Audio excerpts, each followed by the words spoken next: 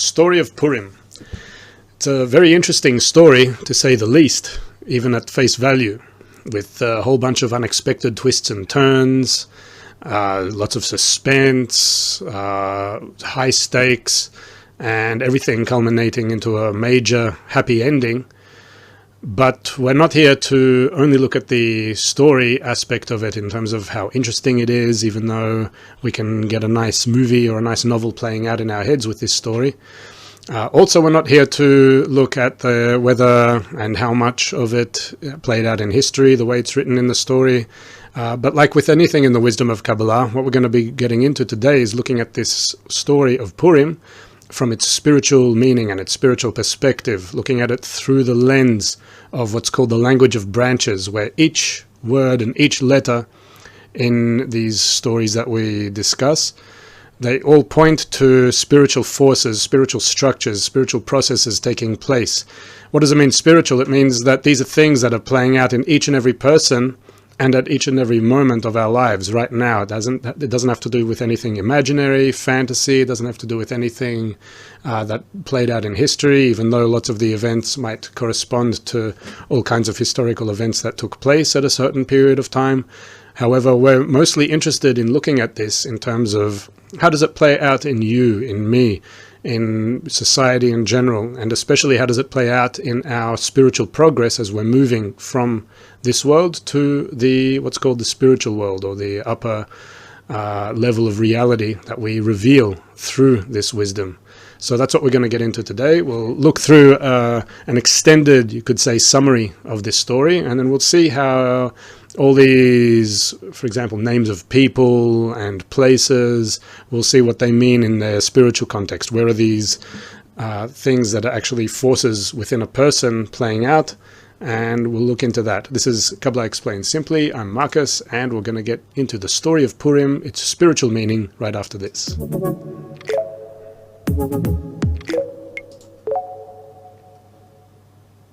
The purpose of creation and the purpose of all spiritual progress in this wisdom and in general that we learn about in the wisdom of Kabbalah is to shift from a state of what's our inborn egoistic nature, one of receiving benefit purely for ourselves alone. We're born into such a nature. We grow up only learning how to receive in all kinds of ways. It's called through corporeal desires of food, sex, family, money, honor, control, knowledge. And at a certain point, we develop this spark, this desire for spirituality. It's called a point in the heart. And this point in the heart essentially is characterized by asking the questions such as, what is the meaning of life? Why are we here? Who are we? Where are we from? Where are we headed? Why is there so much suffering in the world? And it pushes us to seek answers to life's most existential and fundamental questions. So this point in the heart that emerges, and the wisdom of Kabbalah said that in our era especially, it's emerging in more and more people en masse because humanity in general has reached a level where we're starting to feel a satiation of all our corporeal desires, and we're moving into this new transition to a spiritual state of one where more and more people are seeking spiritual fulfillment because corporeal fulfillment no longer satisfies the way it used to, as it used to fulfill us throughout our development. So today we're reaching a state where more and more people are asking specifically about life's meaning and life's purpose, and aren't satisfied with previous answers we got to questions like that, because we genuinely seek something real, something true in relation to these questions. And the answer that the wisdom of Kabbalah comes to give is that we attain the purpose of creation when we, what's called, correct our ego, or in other words, when we learn how to redirect our human nature of reception purely for our self-benefit alone, which, if we take a look at ourselves just for a moment and our desires and how they operate, so our desires at every single moment want to absorb pleasure into themselves, whether it's desires for food, sex, family, money, honor, control, knowledge. We understand it very succinctly, even at the level of food. Take the desire for food. If you're very hungry, then your desire is actively wanting a fulfillment. When that fulfillment reaches the pleasure that fulfills it, when you eat some food, so then you can understand how the desire starts becoming extinguished and dying away until we satiate that desire completely. We get our feed, and then we no longer have that desire, and we start wanting other desires. So at the level of receiving pleasures purely for ourselves alone, our desires always get quenched, they always get extinguished, they can never truly be fulfilled. And the way to true fulfillment, or what's called spiritual fulfillment, is by learning how to acquire what's called a certain redirection upon our desires. It's called a tool in the wisdom of Kabbalah. We learn how to acquire a certain tool or a new sense. It's called a screen.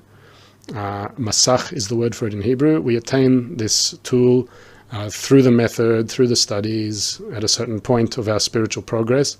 And with this tool, we learn how to literally redirect desires so that they're not simply dying and extinguishing within us upon their reception, but we learn how to redirect them in a way where we learn how to bestow that pleasure back to the source, back to a source force of love, bestowal that wishes for us to receive that pleasure. We learn how to equalize in form, as it's called. We learn how to equalize our intention upon our innate desire to be similar to that force that created us. And that's called achieving the purpose of creation, because when we learn how to redirect our desire in such a way, we literally learn how to act and how to develop this attitude toward others, toward everything outside of us, and ultimately toward the source force of nature that created us, which in the wisdom of Kabbalah it's called the Creator.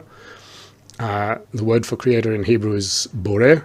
It comes from the two words bo'ureh, come and see, meaning that we learn how to come and see this full, true reality that creates us, that sustains us, by equalizing our form with itself, with its form, by equalizing our own intention to receive pleasure in a manner of bestowal and love back to that source force. And by doing so, we attain the same status of that force, which is an eternal and perfect, harmonious status where we learn how to balance ourselves with the ultimate laws of nature, the source laws of nature that are acting in our reality.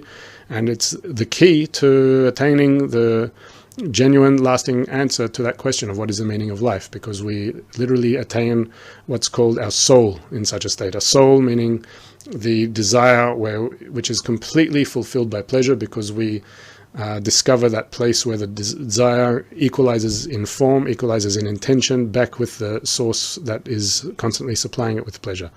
So that's in a nutshell the purpose of the wisdom of Kabbalah, which is synonymous with the purpose of creation, of why we were created here to begin with, to acquire this inversion upon our innate desire to receive pleasure, so that we're not just simply receiving for ourselves, but where we learn how to give that pleasure outwardly and receive the pleasure ultimately in a way which never fades away then, because we're receiving it into this vessel of others, of what's outside of us, and we become similar in status to the Creator by doing so.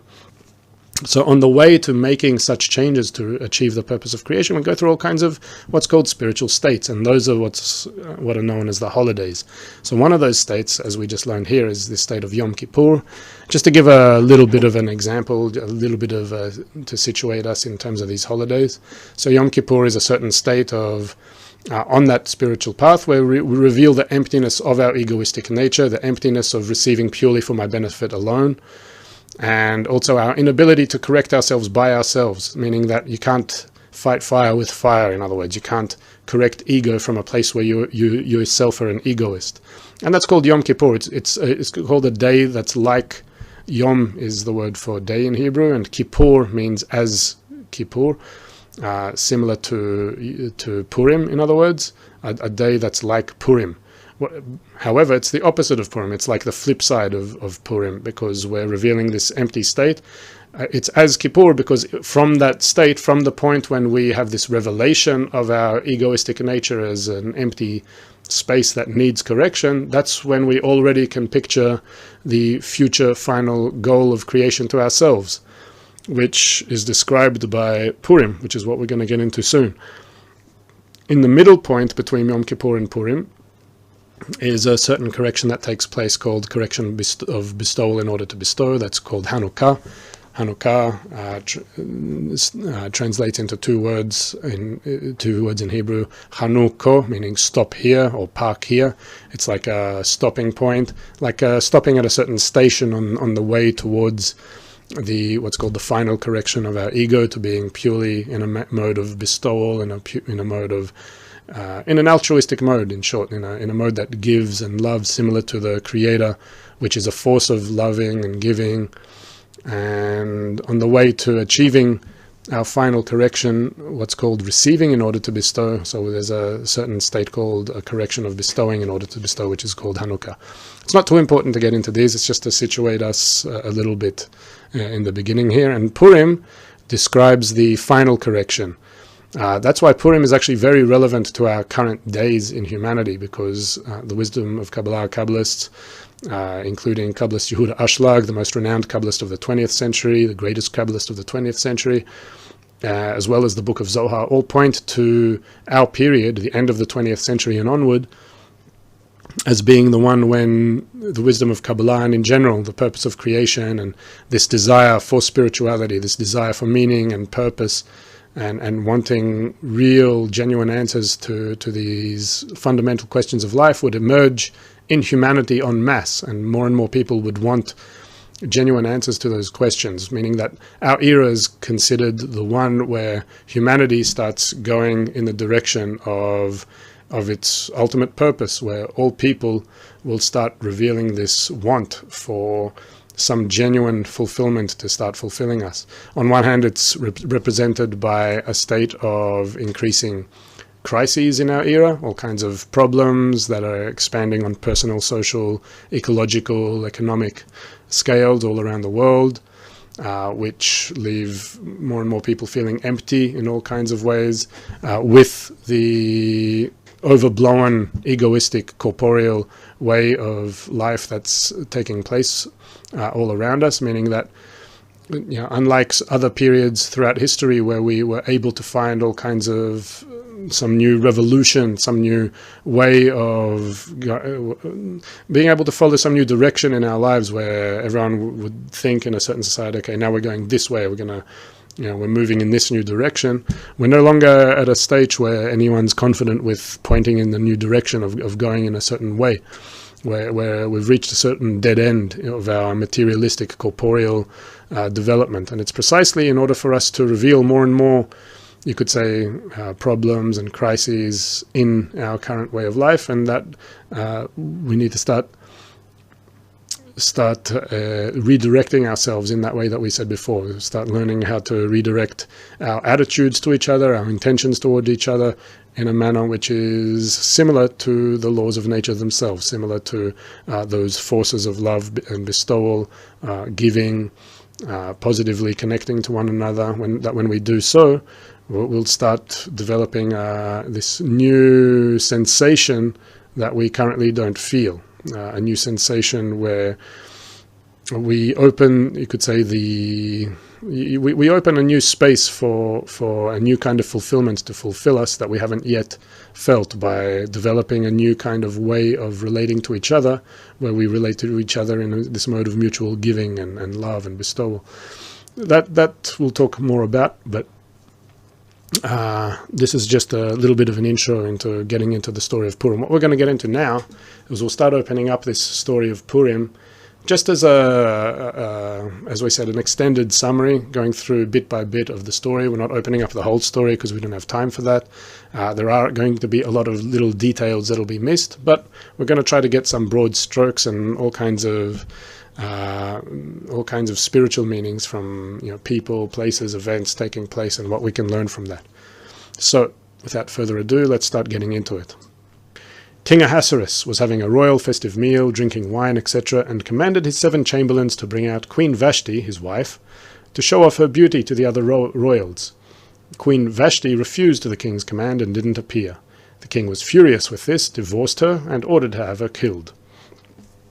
So, to start with King Ahasuerus, it's talking about the creator, which in the wisdom of Kabbalah is synonymous with nature, which describes a desire to bestow, or the force of love and bestowal. Queen Vashti is what's known as a corrupt desire to receive. So what does it mean, a corrupt desire to receive, or a desire to receive that has become corrupted? So like we see with several stories in the wisdom of Kabbalah, where we start off in a state of a united state, a state of goodness, as it says, that that there's a royal festive meal, there's wine, everything's good, everything's pleasant in the city, and then a certain breakage occurs, a certain occurrence takes place. What's the occurrence? It's that this desire called Queen Vashti, the desire to receive, which once was fit to be together with the king, all of a sudden it's not obeying the king's orders, meaning that there's a certain desire to receive that doesn't obey the laws of nature anymore. It's not in congruence with the laws of nature anymore. This desire thus cuts off from nature, by receiving ultimately pleasure for its own personal benefit. It doesn't do as nature commands it, and thus it's ultimately killed as a result of that. What does it mean that it gets killed? Here we don't need to think of some ruthless king killing a desire. We can just look at our own desires as an example. That if even that desire I mentioned earlier of food, if we have a desire to receive and we fill it internally with the pleasure with the pleasure going in and directly into the desire for personal benefit alone, that desire gets killed, it gets extinguished, it gets quenched. That desire no longer exists. We kill the desire from it being in a state of incongruence with nature itself.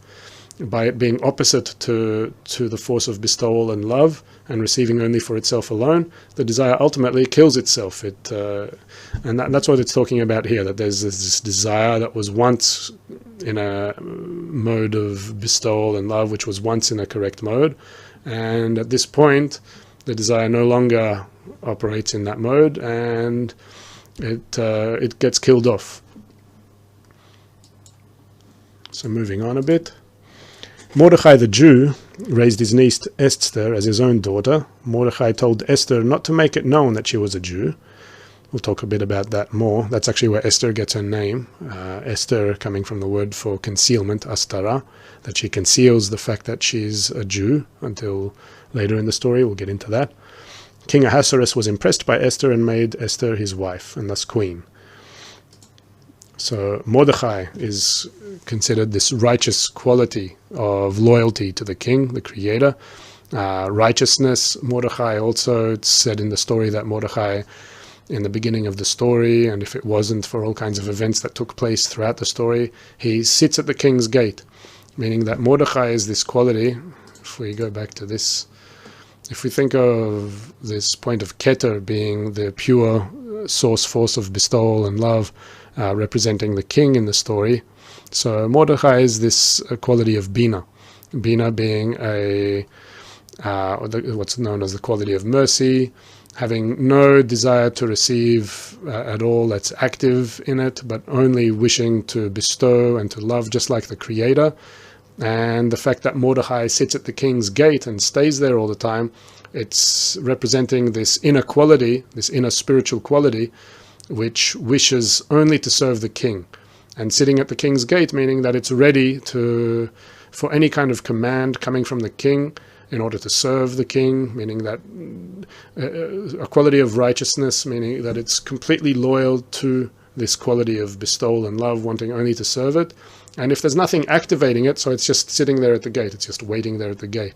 And Mordechai had a niece that he raised as his daughter called Esther, which represents the corrected desire to receive, a new desire to receive that can acquire the rule of the king over her.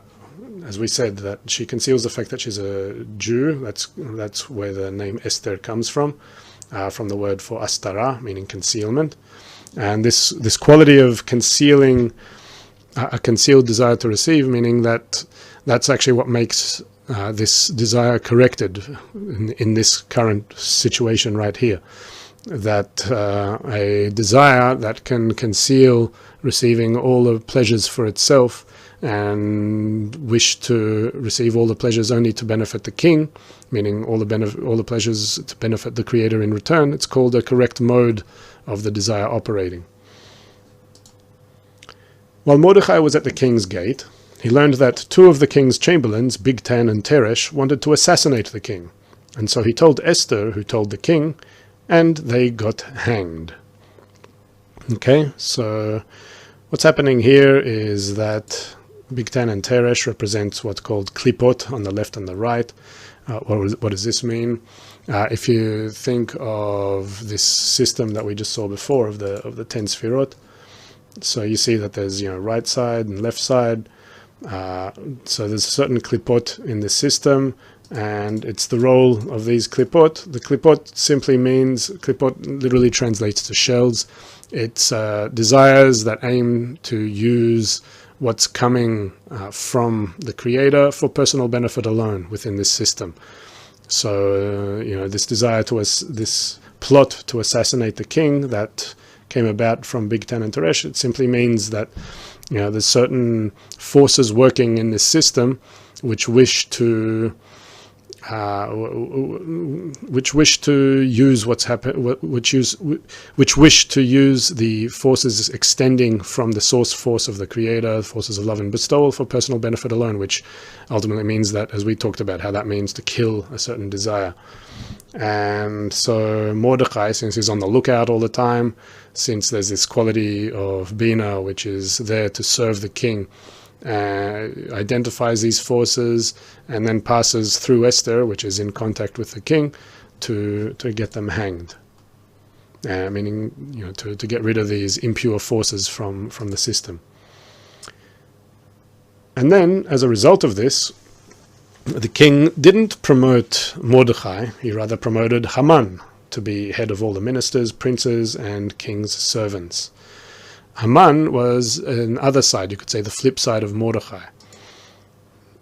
Haman in this story represents human egoism, and not just any human egoism, but specifically the heights of human egoism, desires for honor, desires for power, desires within us that wish to have self-rule and not to acknowledge the Creator's rule over everything. Those are the desires called Haman. These are our own desires for honor and power, which want me to be in control over anything outside of me, which make me feel like I'm number one in the world, and not that there's some laws of nature out there or a Creator out there, a quality of love and giving out there, which it is number one. And so this is already one of the first, really, you could say, confusing things in the story when we're looking at it just from face value, that Mordechai, he saved the king's life. He picked out two assassins that were going to kill him. They hanged these assassins.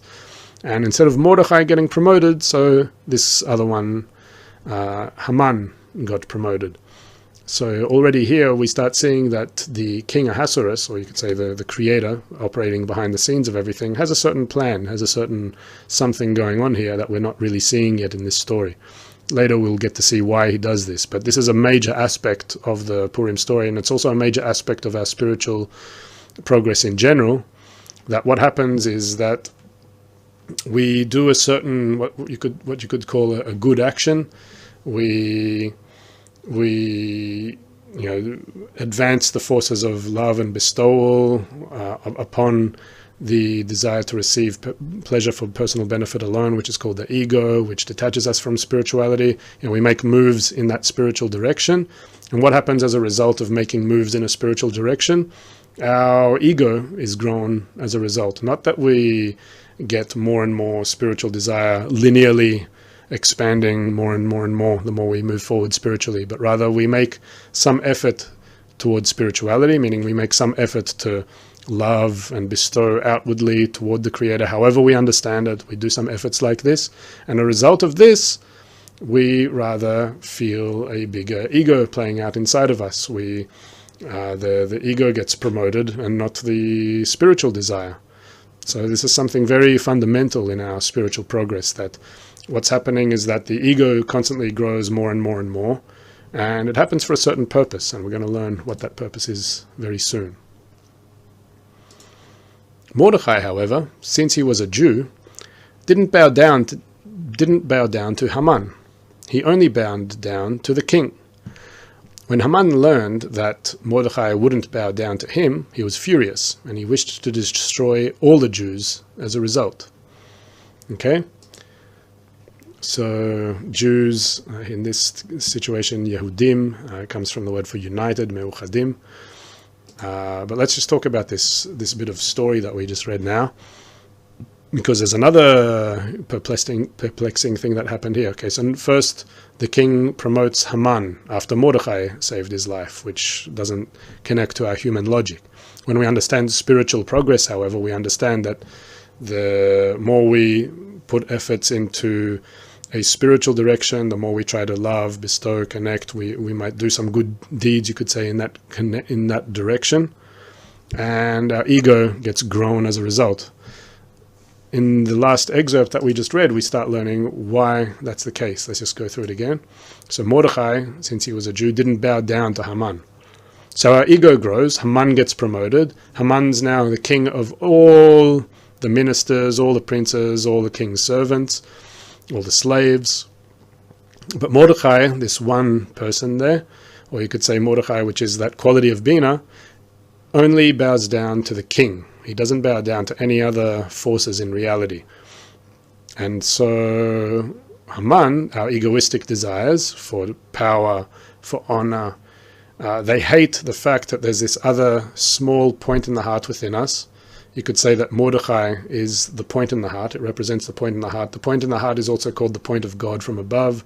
It's called that point of Bina, a point within us which cannot be fulfilled at the level of egoistic fulfillments, but which points us always in the direction of what's true behind all of the corporeal, material, egoistic fulfillments, because it wants that pure connection with God. It wants that pure connection with the Creator. It wants that pure connection with wishing to love and bestow and accept that rule of love and bestowal over itself.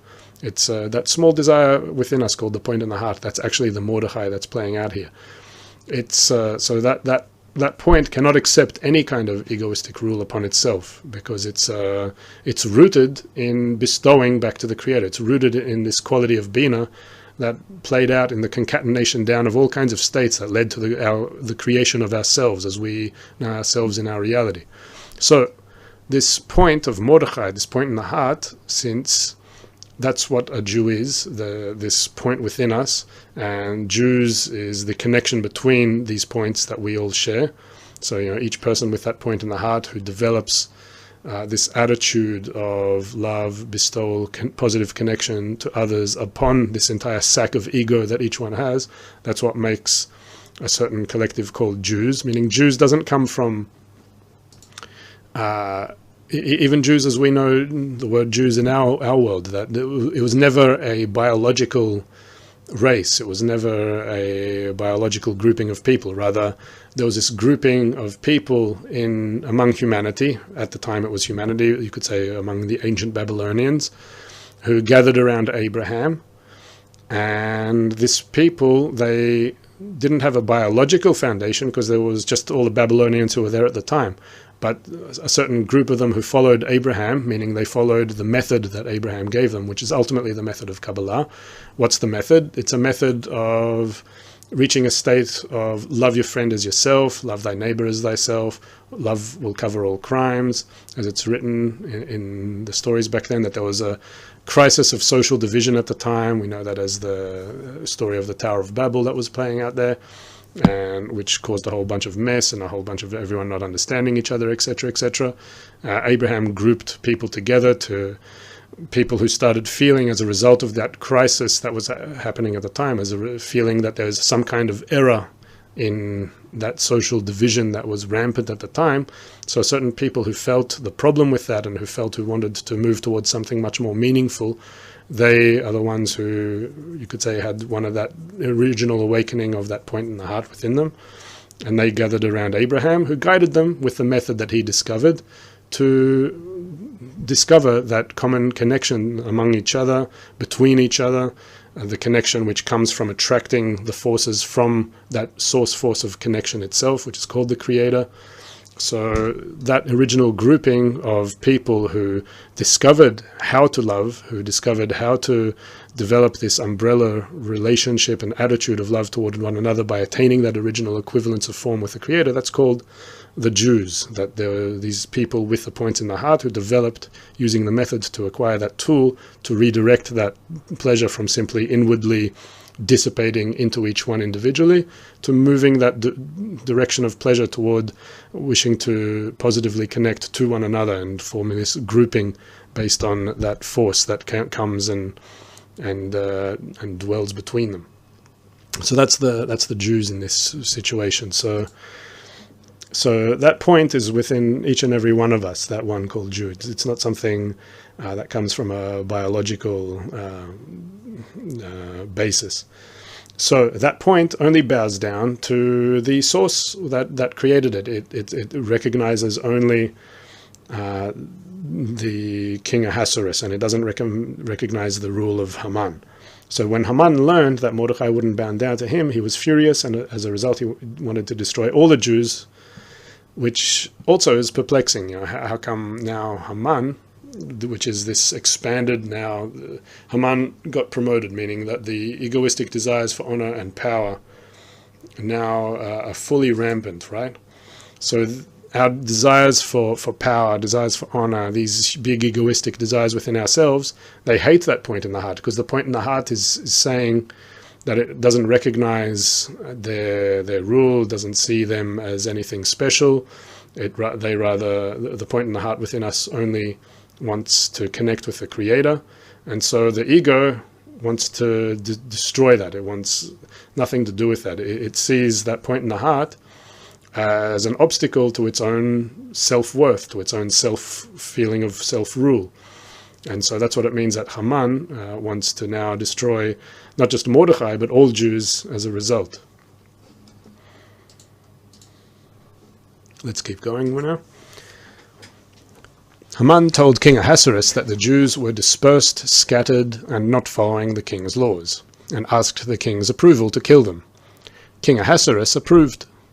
Haman then set up all-out genocide on the Jews to kill every Jew, including women and children. Yeah.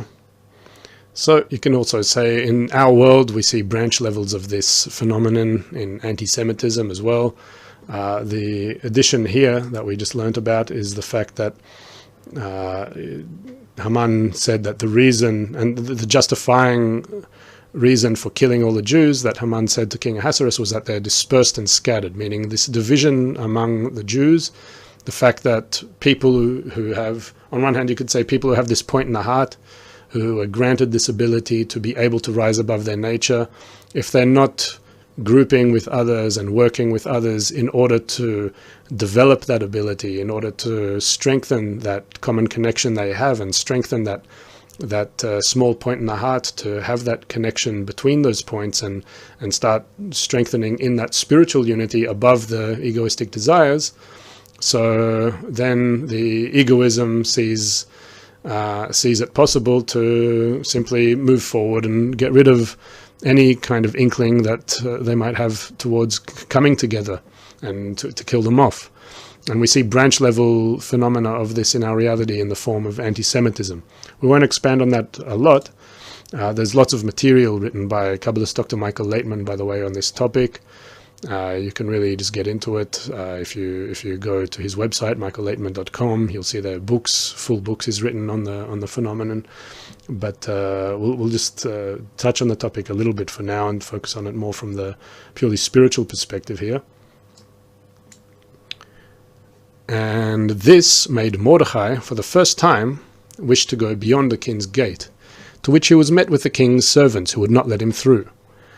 He then stated that Esther should not consider herself any more protected than all Jews for being in the king's house, and that if the Jews unite now, then they'll get relief and deliverance, and asked Esther to beg the king to spare the Jews. Esther then commanded Mordechai to gather together the Jews in Shushan, and that they fast, and he obeyed. So what's happening here? So as we said earlier, Mordechai this quality which was just sitting at the king's gate. Yeah, he was just sitting at the king's gate, meaning this quality of Bina, which is ready to be loyal to the king, which is ready to do the king's bidding, to do anything for the king, up until the point where Haman declared all-out genocide on the Jews. So all he did was sit at the king's gate. He didn't really do anything other than that. And, when there was that opportunity, he saw that Bigtan and Teresh wanted to plot an assassination on the king, so he acted then. And here too, since Haman came up and is risen, and this big desire to receive wants to eliminate the spiritual desire, so it starts actually scratching that spiritual desire. Suddenly that spiritual desire, that point in the heart which was just sitting at the king's gate, all of a sudden it's, you could say, going left and right, doing every possible thing because Mordechai doesn't want to do anything for himself. He wants to purely serve the king and also to serve the people. He only has this outward mode of wishing to bestow outwardly, like the creator himself. So what's happened now is, and now we start seeing the reason why the king promoted Haman and not Mordechai, because by promoting the ego, by increasing and growing the egoistic desires, it forces the spiritual desires to start getting activated. Mordechai now is activated, is in action mode, he's going around, he's trying to save the Jews, and he's trying to go beyond the gate. He's talking to Esther, telling Esther, go beg the king to save the Jews. However, Esther comes back at him and says, you want to spare the Jews, you need to pass the message on to the Jews that they need to unite. He says that they should fast, meaning that they don't accept fasting. We'll show this here. Fasting means a renunciation of egoistic fulfillment. So in order for the Jews to spare their life, it's not enough that Mordechai, this one strong point in the heart, goes around making requests left, right, and center. Rather, he gets the message sent back to him that he needs to pass a message to all the Jews, meaning all the Jews need to take this message from that deeper, higher point of the point in the heart within them, meaning each and every person who has a point in the heart, that point in the heart itself has layers, and its deeper point is, you could say, the upper level of that point. So to accept from, for example, teachers, Kabbalists who are there before them, who give the teaching of, you could say, the wisdom of Kabbalah, to accept that teaching and to start learning what it means to rise to the levels that these Kabbalists are talking about. In this case, it says that they should fast for 3 days. What does it mean? It means that they renounce their egoistic fulfillments for a certain period of time, meaning that the Jews themselves in this story, they're mingled with all the egoistic desires, and that's why Haman, the great egoism, thinks that it can get rid of them completely. Since they're already scattered and dispersed among the egoistic desires, since we have spiritual desires immersed among egoistic desires, and let's say we're in a materialistic environment that supports the advancement of our egoistic goals, to make money at all, on all accounts, to get famous, to advance in rungs of power of all kinds, etc., etc. So it says, just keep focusing in that direction. Haman's saying, just keep focusing in that direction, and we'll kill the spiritual desires. There'll be no more questions about the meaning of life and everything. You'll find your meaning. You'll find everything within the fulfillments of the ego. So Esther tells Mordechai to tell the Jews, look, you guys, if you want your lives saved, if you want your lives back, so you need to unite, you need to fast, you need to renounce your egoistic fulfillments. Again, we're not talking about fasting in a physical sense, even though there's certain parallels there. We're talking about fasting as a certain action of not receiving that egoistic pleasure inwardly for ourselves for a certain period of time, getting into that mode of being ready to start bestowing and connecting to the fellow man. Esther requested from the king that he and Haman come to a banquet that she would prepare. The king agreed, and Haman was happy about the request. But when Haman saw Mordechai sitting at the king's gate, he got very angry again, and said that the joy he felt from the banquet meant nothing, since Mordechai was still alive. Zeresh, Haman's wife, then recommended Haman prepare gallows for hanging Mordechai, and prepared to ask the king at the banquet for permission to execute Mordechai. Yeah, so we see the appearance of this Zeresh, also a corrupt desire to receive. You see this one appearance of Zeresh is really, it's like from that side of Haman and Haman's family, everything in relation to that egoistic desire for power. What's Zeresh doing here? It's really representing this desire to harm others and to feel pleasure by harming others. It's this corrupt form of a desire to receive that also is included within that whole desire, which is called Haman. King Ahasuerus then was read the book of records of the Chronicles, where he heard that it was Mordechai who discovered the plot to kill him by Bigtan and Teresh. And he asked his ministers what reward Mordechai got for this, to which they said, nothing. Yeah, why did he get nothing? Because he himself is a desire to bestow, is a quality of bestowal, is that quality of Bina, which itself has no desire for any kinds of rewards. So this is why Mordechai never got that reward to begin with, but it all went to Haman. Yeah, Mordechai, the quality of bestowal, receives no reward because it has no active desire to receive any reward. Haman then went to the king, to which the king asked him what should be done to the man whom the king delights to honor. Haman thought that the king was talking about him, and so Haman laid out his requests, which included various royal apparel, and to ride a horse in the streets of the city, proclaiming, Thus shall it be done to the man whom the king delights to honor. Yeah, so the king, one of the things in the story is seeing how the king really has the whole plan in his head, and all these relations between Haman, Mordechai, Esther, Jews, everything playing out. The king's got it all planned in advance. It's just like we learn in the wisdom of Kabbalah that the plan of creation, it's all predetermined. The Creator has this plan for everything and is behind everything. There's a saying in the wisdom of Kabbalah that there is none else besides him, there is none else besides the Creator, that everything that could possibly happen has all been predetermined. And all these events taking place are characters that are responding to all kinds of impulses coming into them. So the king here very cunningly says, he says what should be done to the man whom the king delights to honor. And Haman thinks that he's talking about him, but really the king was talking about Mordechai. And then what happens? The king then told Haman to take the apparel and the horse, and to do so to Mordechai, and he rode through the streets proclaiming before him, Thus shall it be done to the man whom the king delights to honor. Afterward Mordechai returned to the king's gate, and Haman returned home, covering his face and mourning.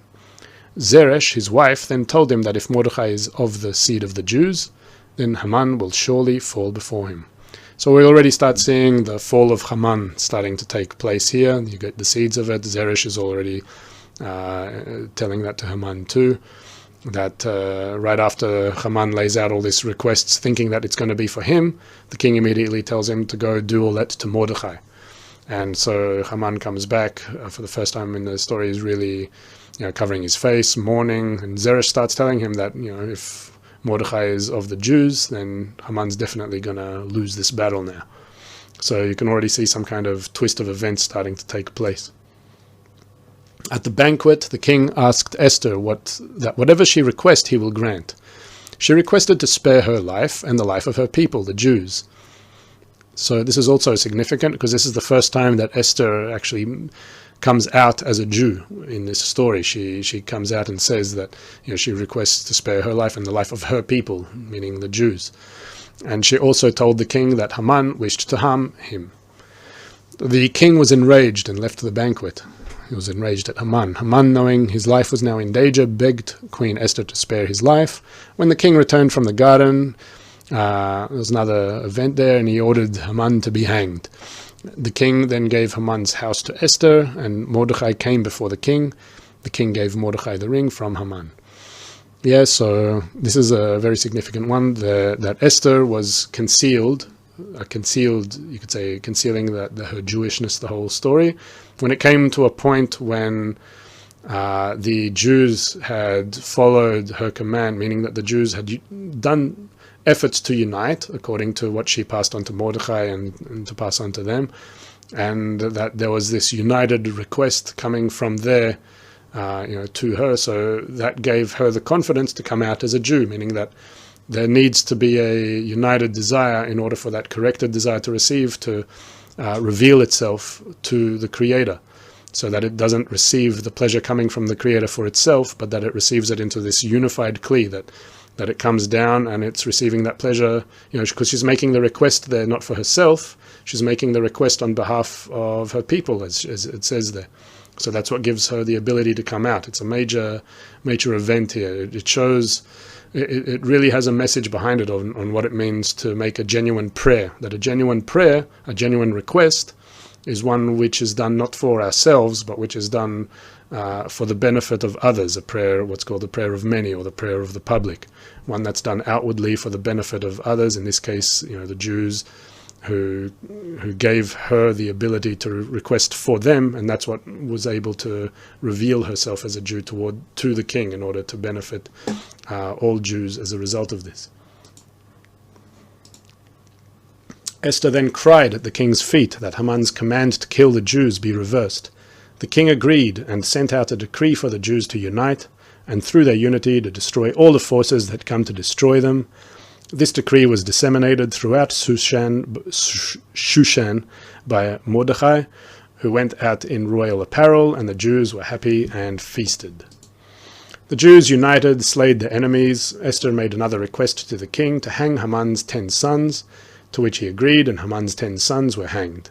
Then the Jews rejoiced, gave portions to each other, gifts to the poor, and celebrated this event, and revered Mordechai as highly as the king. So Mordechai then becomes revealed as this higher, righteous Jew, this higher state that becomes as revered to them as the king, because of this loyalty that, as we said, that there's the point in the heart, and there's the deeper aspect of that point in the heart. You can say it's the Kabbalists who are before us, those who are able to guide us to how to direct us towards the Creator in as direct way as possible.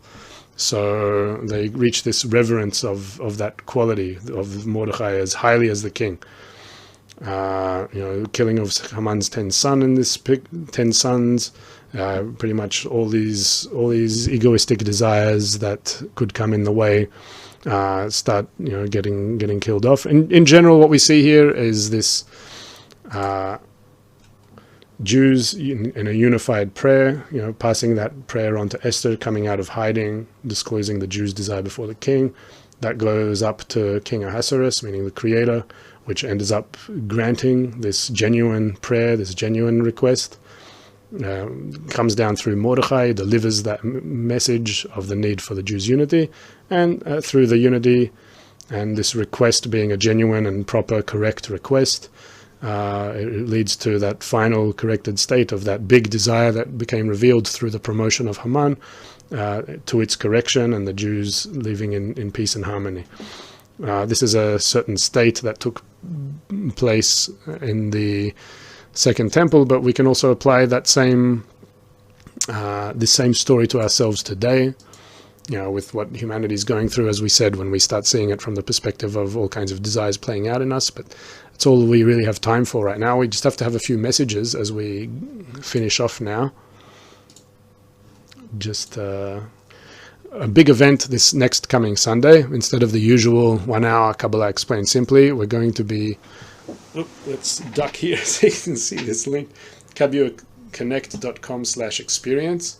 Go to this page, get your free tickets there for this Experience Kabbalah event. We're going to be having a half-day, 4-hour event this coming Sunday, where you can literally experience Kabbalah in practice. There's going to be lots of events there, lectures, workshops. You'll be able to meet each other. It's going to be in Zoom, and we're going to have activities to connect between us more and more and more. It's really going to be a very special experience, so definitely check it out. We're just going to have watch this quick video with Joseph explaining it for about a minute, and then I'll also update you on another one. The authentic wisdom of Kabbalah gives you the power to unlock the spiritual potential of our time. Thousands of Kabbalah students around the world already experience this on a regular basis. We're inviting you to get a real taste of it. Experience Kabbalah will be a 4-hour virtual event filled with experiential lessons, interactive workshops, and some unique Kabbalistic practices, all wrapped in the welcoming atmosphere of our thriving global community. You'll be among people from all walks of life who share a common desire to experience the spiritual reality. Registration is open to everyone on a pay-whatever-you-wish basis, so if you have that desire in you, we'll see you there.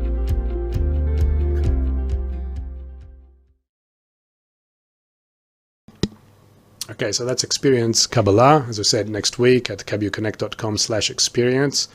Go there to get your tickets. They're free, as we said, but you'll still need to get them in order to get the link to the Zoom that it'll be taking place on. And also just a message about the upcoming retreat. It says the EU Kabbalah retreat. So if you're physically in the Netherlands, it's going to be taking place there on May 5 to 7. But equally, it's also going to be taking place virtually in your own home at every place where you might be. So just go to retreat.kabuconnect.com for this one. And yeah, definitely get your tickets for that. I'll be looking forward to seeing you at both of these events. And I'll also be looking forward to seeing you in Kabu right after this, where we're going to go and do a 1-hour live Q&A. So if you haven't already, you can get your free trial membership for Kabu, and we're going to meet soon on Zoom. And you can ask any questions you want, either about this or about any other topics you want Kabbalah's answers to. I'm Markos. This was Kabbalah Explained Simply, and look forward to seeing you again next time.